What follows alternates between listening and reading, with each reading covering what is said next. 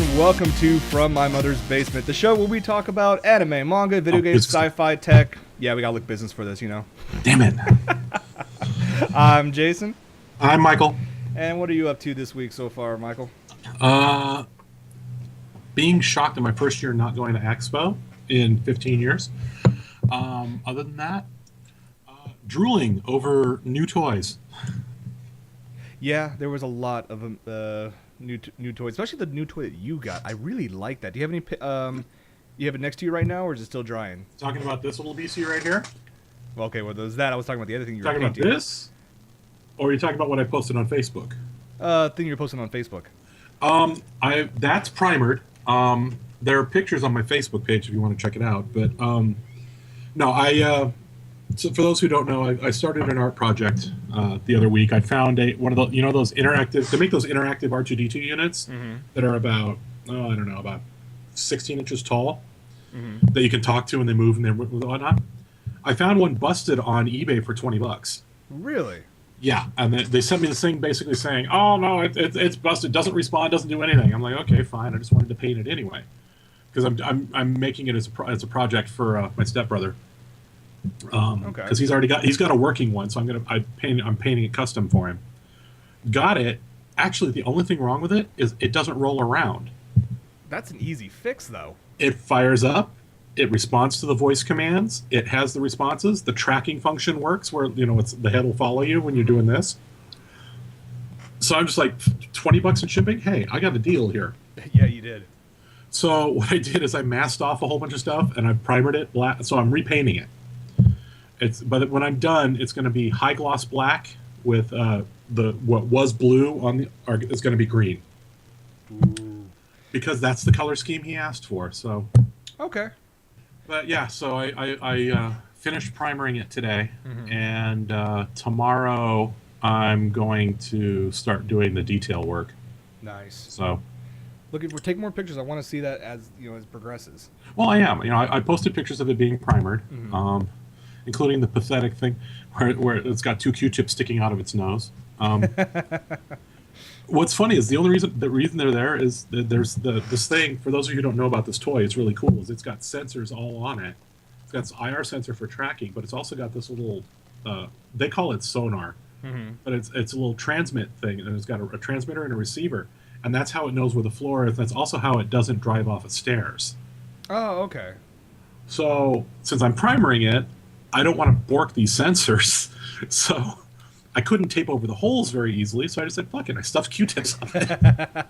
So I got this R2D with Q-tips going, and it's just, it's got... So you're trying to make a mechanical Cthulhu then? Okay. Effectively, yeah. It's sitting there going, why me? So that project's going.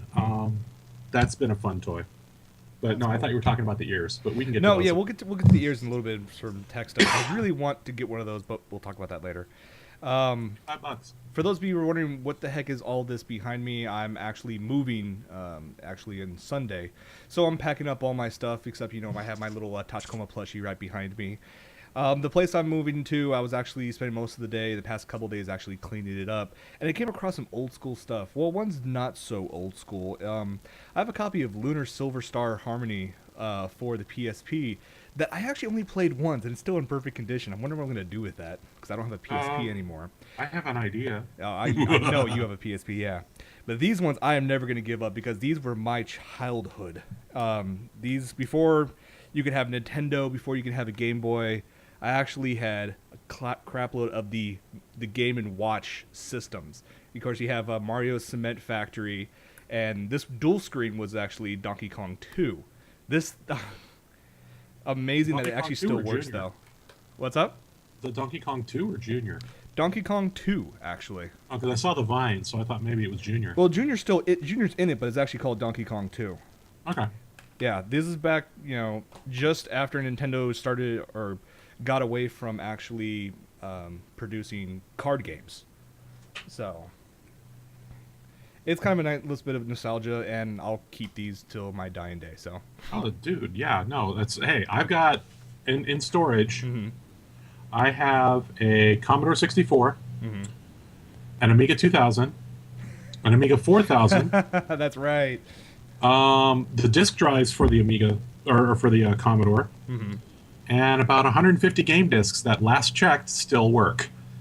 I've also got an Atari. I mean, I've got an Atari Jaguar in there. I've got. All right. One of these days, I'm going to have a house where I can set up my little techno shrine, and my fiance, who will probably be my wife by then, who can look at me and go, "You're a freaking idiot." But hey, we all have our toys. Yes, You don't have true. an Atari ST. Unfortunately, I do not. But I've got the Jaguar. I do have a not the 2600. What was the one? There wasn't the full computer. It was the next one up from the 2600. Was it the 2800? I want to say it was the 2800. Yeah. The one that had the really crappy analog joysticks. Yeah. I've got one of those too. Nice. I still find it funny, on a side note, that the last Jaguar system, the one that was like, it kind of looked like a Dreamcast and had the controller that had an entire keyboard hooked up to it. It had, I think, like 64 buttons on it or something like that, some ridiculous thing. There was actually a massive surplus of them after, Jaguar went out of business. Those actually got bought out, or their stock were actually bought by a medical company, and those were turned into part of dental imaging scanners. Only reason I know about that because when I went to the dentist last time, I noticed that the shape of the box for the sensor, and he gave me the history of it. I'm like, really? That's a Jaguar? Holy crap! Great. I've gone from playing AVP versus. So this is a new take on AVP. Brush your teeth, boy. Come here. All right. So what should we talk about first? We have a lot to go through. Oh well, you already did the recap on Expo, so we can skip that. Yep, that's on Anna Break. So. Well, although there is some interesting news to come out of that whole thing. Well, since we're talking about conventions, let's talk about them. Okay. We have Comic-Con coming up next Friday, Which you have passes. which I was fortunate enough to get passes. They are for Friday though, so this means that unfortunately I will not be on the show next week unless you want to record early, or if you want to pull in a guest, or if you just want to have another skipped week while we're working on that. We'll figure something out. We'll figure something out. Let's see. But Comic-Con's coming up. Shortly after that, we have Otakon. And to keep it away from moving it to a different type of geekery, the same weekend as Comic-Con is AdultCon at LACC. AdultCon. Yes, where you can walk in and see the giant 12-foot penis on display. I'm not kidding. No, I would believe you're not. But for those who want to go, look at adult toys and porn stars, there you go. Let's see, what else is coming up? Anime 5 Cities is coming up too. That's true, that is coming up. And there was another one. There's one in Vegas coming up, isn't there? AnimegaCon? Yeah. The one that claims to be the largest, that it's going to be the largest anime con ever in its second year. Yeah, I'm curious about that. It is what it is. Hey, if you're going to dream big. Exactly. Speaking of dreaming big, announcement. You want to take this one or you want me to? I'll take this one, sure. Go for it. So, I was talking about this a little bit yesterday on Anna Break, and right now, going on in Paris, France, is Japan Expo, which is one of the world's largest, if not the largest, okay, thank you, the largest anime convention ever in the world. It takes place every year over in France. Give you a quick example. Anime Expo this year got 46,000 unique attendees. Their Japan Expo this year is expected to hit 220,000 unique attendees. Yeah, not turnstile, unique. Yeah, it's insanely large. Yeah. And so they've been actually branching out over the past few years, doing Japan Expos in several different countries, but the main one's always in Paris, France. Well, the company behind it is called Sci-Fi, and Sci-Fi Entertainment, headed by CEO and Chairman Sean Chio-chan Kitman, announced on Thursday that the first Japan Expo USA event will be held in California late next summer. So, slight correction there. Sci-Fi is the spin-off company from JTS. You're right. JTS is the one who puts on Japan Expo. They created Sci-Fi to make Japan Expo USA. Sean is in charge of it. Gotcha. Thank you for the clarification on that. So yeah, SIFA is bringing with Japan Expo USA over to the States. It's going to be in California late next summer. They are actually hoping to gain 12 to 15,000 unique attendees on their first go. If there's any group that could possibly pull it off on their first go, it's SIFA. Well, yeah, and just because of who's backing them. I mean, let's be honest. Yes. I mean, the thing that caused, and the folks who've like the splinter groups of Anime Expo, for example, they made the mistake of trying to become AX in 1 year. They didn't have the appropriate backing behind it. Right. What makes Japan Expo USA different is they have a company that can back them, that not only has the funds but has the contacts. I mean, their guest lists are always top notch. They can get into doors that I know when I was trying to do things for when I was working Expo and they're helping appropriate guests, they got into doors I couldn't hope to get anywhere near. I mean, they were going out drinking with CEOs from anime studios. Yeah, being on a first name basis with them. Yeah, exactly. I watched it happen at one point. It's contacts we wish we had. Yeah, yeah, totally. So if anyone's gonna, I mean, they can pull the guests to do it. I'm going to be completely honest. I think 12,000 is lofty. Okay. But I don't think it's impossible. True.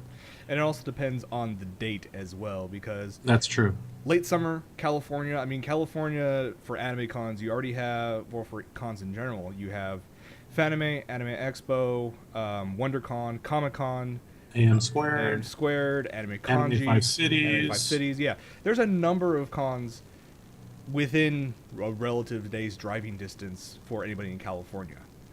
So to have them put in here, I think they still have a shot, though. Well, given where they're looking at, I mean, they're looking at NorCal, based on articles. Okay. They're looking at NorCal, and depending on when they schedule it, could... Well, NorCal, that basically leaves two places to my mind. I can only think of either Sacramento or the Bay. No, I doubt it'll be Sacramento. Yeah, we're just guessing right here. We don't have any background information on this. We're just guessing. That's not true. Well, you do, but you have an NDA. I don't. I didn't say that. I did. And I can neither confirm nor deny. No, exactly. Seriously though. I don't know. I don't think they'll go for Sacramento. Just because it's, I don't know. I don't think they're going to go there. But there's a lot of area in the problem with going to say the Sacramento Convention Center is the size of the convention center. Even though they're aiming at a 12 to 15K attendance, the SAC Convention Center is still too big for a first year event. Right. You know, even if they don't make the 12K, they need to be able to grow into an event that size over the first couple of years. So that leaves San Jose, Santa Clara. All I gotta say is, for being a Mac head, I would love to go to an anime convention at the Moscone Center in San Francisco. I think that would be awesome. Give them a couple years. I'm sure they'll do it. If this thing takes off, I know I'd push for it. True. All right, but so that's coming next year. Once we get more information, you'll hear from us either on the show or on the website. But moving on continue on with Japan Expo. Something very big was just recently announced at that con. You want to take this one, Michael?